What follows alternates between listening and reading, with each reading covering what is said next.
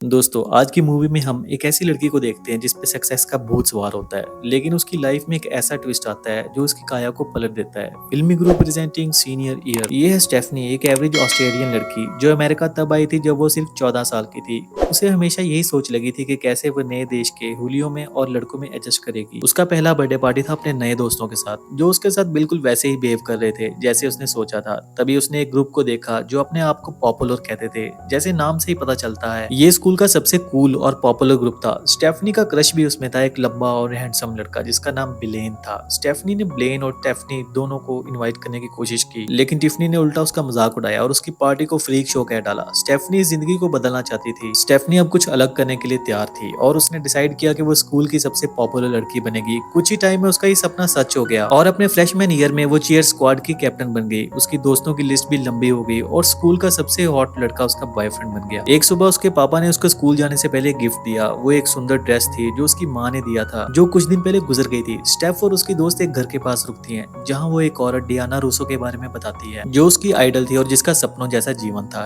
एक हॉट पति और शहर का सबसे सुंदर घर। वापस स्कूल में सेथ स्टेफ को प्रॉम पे इनवाइट करने वाला होता है, लेकिन स्टेफ उसे इंटरप्ट करती है और हाँ कह देती है, जिससे सेथ को गलत समझ होती है। लेकिन वो सिर्फ आफ्टर पार्टी के लिए हाँ कहती है, जिससे सेथ नाराज होकर चला जाता है। स्कूल के अंदर उसका बॉयफ्रेंड उसके साथ दोस्त जैसा बिहेव करता है, जो स्टेफ को पसंद आता है, चाहे उसकी दोस्त मार्था इस चीज को अलग नजर से देखती हो। बाद में स्टेफ अपने वीआईपी सेक्शन के बारे में एक्साइटेड होती है, लेकिन उसे पता चलता है कि ब्लेन टिफनी की पार्टी में जा रहा है, जो स्कूल में उसकी राइवल है। उन दोनों में इस पर काफी बहस होती है और दोनों एक दूसरे को पसंद नहीं करती थी। चेयर लीडिंग के वक्त वो और उसका टीम अपना टैलेंट दिखाते हैं, लेकिन एक लड़की जानबूझ के धक्का देती है और स्टेफनी नीचे गिर जाती है। काफी साल बीत जाते हैं और हम देखते हैं कि स्टेफनी कोमे से उठती है। स्टेफनी को कुछ समझ नहीं आता जब तक वो अपने आप को आईने में नहीं देखती और देखती है कि वो कितनी बूढ़ी हो गई है। उसका पापा बहुत खुश हैं और वो अपनी बेस्ट फ्रेंड मार्था से मिलती है। घर जाते हुए उसे पता चलता है कि मार्था स्कूल की प्रिंसिपल बन गई है, लेकिन वो इस पर हंसने लगती है जब तक सब चुप नहीं हो जाते। स्टेफनी को अब नए जमाने की चीजें सीखनी पड़ेंगी, जैसे नई टेक्नोलॉजी और नए रूल्स। ब्लेन को देखते ही वो पूरी तरह से पागल हो जाती है और कार से जंप कर देती है। घर के अंदर वो टिफनी से मिलती है और उसे पता चलता है कि ब्लेन और टिफनी अब शादीशुदा हैं। वापस अपने कमरे में वो अपने पुराने जीवन को याद करती है, जब उसकी माँ उसकी तारीफ करती थी ताकि वो खुश रहे।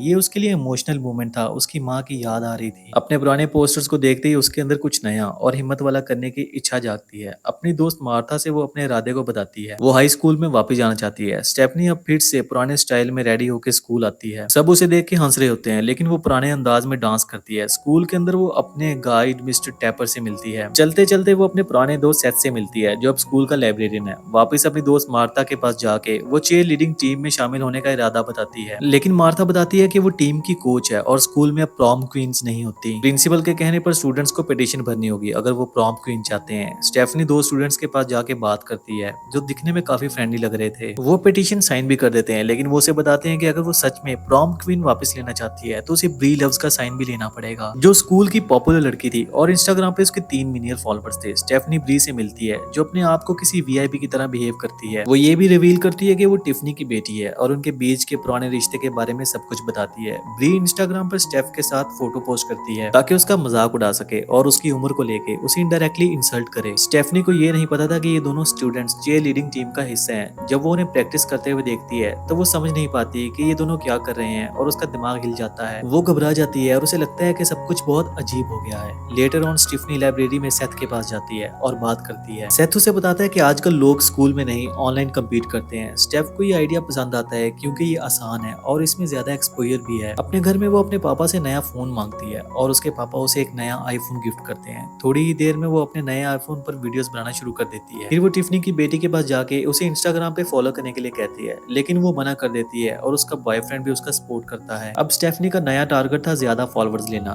दोस्तों से ज्यादा फॉलोअर्स अब उसके लिए इंपॉर्टेंट थे। उसने देखा कि आजकल की जनरेशन सिर्फ नंबर्स की गेम पर चलती है। वो मेकअप ट्यूटोरियल्स और अलग अलग चीजें ट्राई कर रही थी फॉलोअर्स बढ़ाने के लिए। वापस घर में उसके पापा और दोस्त मार्था को उसकी पढ़ाई को लेकर चिंता होने लगती है, क्योंकि वो स्टडीज में काफी ज्यादा पीछे हो गई थी। पापा उसका फोन ले लेते हैं पनिशमेंट के तौर पर। स्टेफनी शिकायत करती है कि चीयर लीडर्स को पार्टी में बुलाना चाहिए, लेकिन उसके दोस्त उसे बताते हैं कि सिर्फ वीआईपी लोगों की ही पार्टी में एंट्री मिलती है। स्टीव वो अपने दोस्तों को एक क्रेजी डांस सिखाती है और कुछ ही देर में वो सब पूरे पैशन के साथ डांस करने लगते हैं। वो शो के लिए तैयार थे। एक बड़ी स्कूल गैदरिंग में टिफनी स्पीच देती है, लेकिन जब प्रिंसिपल चीयर लीडर्स को इनवाइट करते हैं तो वो एक एक्ट और डांस दिखाते हैं, जो पहले तो कुछ खास नहीं लगता, लेकिन जब वो अपना असली रूप दिखाते हैं तो सब उनकी तरफ देख के हैरान हो जाते हैं। ब्लेन ब्लेन चेयर लीडिंग टीम के लिए जोर से शाउट करता है। ब्लेन बाद में स्टेफनी से मिलता है और बताता है कि वो उसके बारे में कितनी बार सोचता रहा इन सालों में, ऐसा लगता है कि वो अभी भी उसमें इंटरेस्टेड है। लेकिन स्टेफनी उसे दूर करती है क्योंकि वो एक शादीशुदा और बच्चों का बाप है। अगली सुबह वो अपना फोन चेक करती है और देखती है कि उसके फॉलोअर्स तेजी से बढ़ रहे हैं। क्योंकि उनका चेयर लीडिंग डांस वायरल हो गया था, सब लोग उसे जानने लगे और वो धीरे धीरे सबके दिल जीतने लगी। स्टेफनी अपनी दोस्त मार्था से मिलती है जो उसके बड़े ऑडियंस के सामने एक्ट करने से नाराज थी। मार्था उसे बताती है कि वो लड़कों में नहीं लड़कियों में इंटरेस्टेड है और ये स्कूल के दिनों में उसके लिए एक मुश्किल चीज थी। क्लास में बैठते वक्त वो ब्री की माँ को लाइव स्ट्रीम करते देखती है जिसमें वो हिस्ट्री म्यूजियम के साथ कोलैबोरेशन कर रही थी और टिकट्स बेच रही थी और ब्लेन भी उसका हिस्सा था। स्टेफनी सेथ के पास जाके उसे मूवी देखने के लिए इनवाइट करती है। वो ये सब अपने एक्स बॉयफ्रेंड ब्लेन को जेलस करने के लिए कर रही थी। टिफनी ये देखती है और ब्लेन से कहती है कि वो स्टेफनी की तरफ देखना बंद करे। इस बात पर टिफनी ब्लेन पर चिल्लाती है और गार्ड उसे वहां से निकाल देते हैं। उसके बाद ब्लेन भी उसके पीछे चला जाता है। मूवी के बाद सेथ स्टेफनी को बताता है कि वो हाई स्कूल में उसे प्यार करता था। उसे पता था कि स्टेफनी ने उससे सिर्फ ब्लेन को जेलस करने के लिए बुलाया। ये सुन के स्टेफनी डिसाइड करती है कि सेथ के साथ और टाइम बताए और वो उस बाउलिंग जाते हैं जहां वो पहले जाया करते थे। इसी बीच टिफनी अपनी बेटी को प्रॉम क्वीन बनाने के लिए मजबूर करती है जो उसकी बेटी को परेशान कर देती है। बॉलिंग रूम में सेथ और स्टेफनी अपनी पुरानी यादों के बारे में बात कर रहे होते हैं। सेथ बताता है कि प्रॉम क्वीन होना इतना इंपॉर्टेंट नहीं है, लेकिन स्टेफनी उसे बताती है कि इसके पीछे एक छोटी सी कहानी है। उसकी माँ ने उसे कहा था कि अगर वो कोई सपना देख सकती है तो वो उसे हासिल भी कर सकती है और फिर उसकी माँ गुजर गई थी।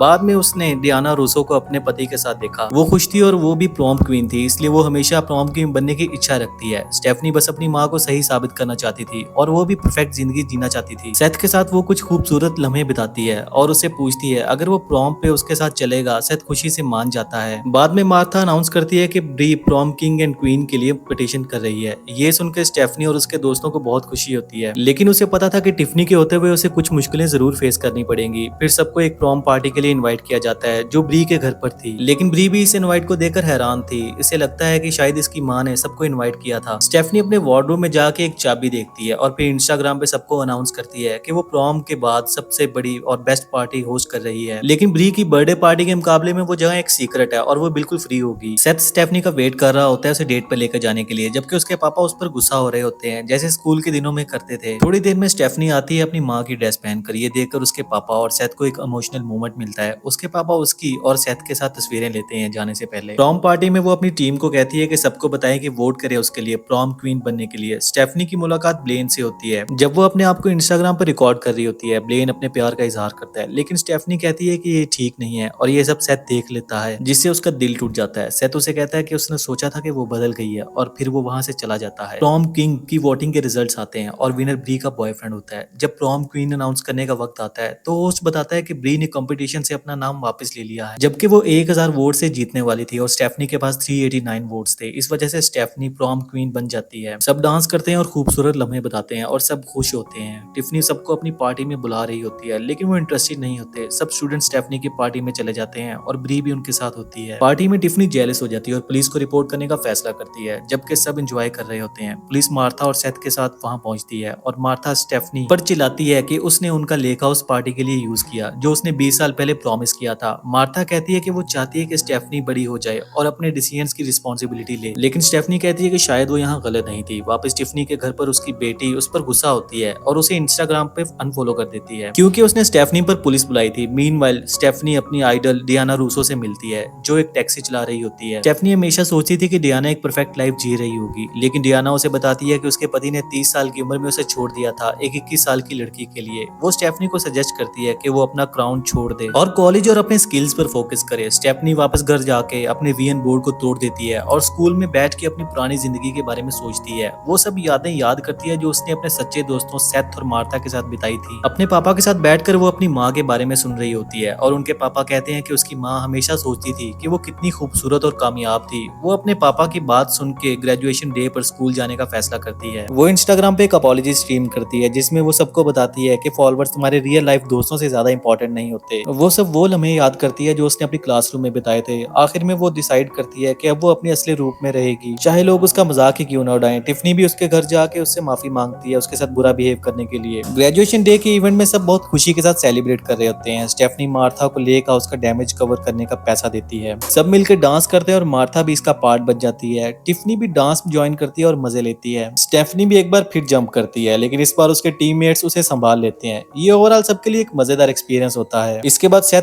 स्टेफनी से डेट पर जाने का कह देता है और उसे किस करता है और मूवी यहाँ पे खत्म हो जाती है। दोस्तों अगर आप भी चाहते हैं कि आपके साथ स्टेफनी जैसा हाल ना हो तो इस चैनल को सब्सक्राइब कर लें और इस वीडियो को लाइक कर दें। मिलते हैं नेक्स्ट वीडियो में, तब तक take care and good bye.